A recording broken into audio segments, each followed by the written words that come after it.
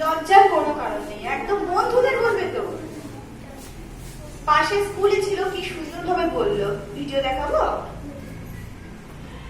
একটা ভিডিও হবে, ভালো করে বলবে।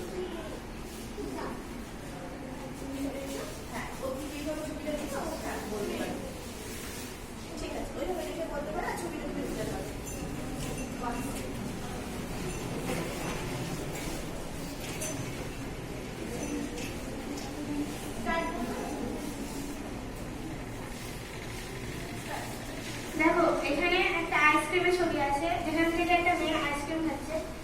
আইসক্রিমটা একটু ডায়াবেটিসটার লক্ষণ, সেটা খাওয়ানোটা অতটা উচিত নয়। বাইরের ফুড, এখানে ফুচকা খাওয়াচ্ছে, ফুচকাগুলোই ফুচকার যেটা জিনিসটা আমাদের খেতে দেওয়া হয় সেখানে অনেক জীবাণু থাকতে পারে, সেখানে আমরা না হাত ধুয়ে খেয়ে নিই, ফলে ফুচকাটা আমাদের খাওয়া অতটা উপকারী নয়।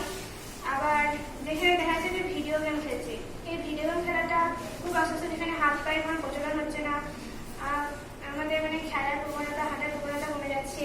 আবার সেখানে ফাস্টফুড খাচ্ছে, ফাস্টফুড আমাদের শরীরের পক্ষে অত্যন্ত ক্ষতিকর, সেখানে অনেক বাজে জিনিস আমরা খেয়ে থাকি, কিন্তু আমরা সেটা বুঝতে পারি না, আমরা সেটা ভালো লাগে, কিন্তু ফাস্টফুড খাওয়াটা উচিত নয়।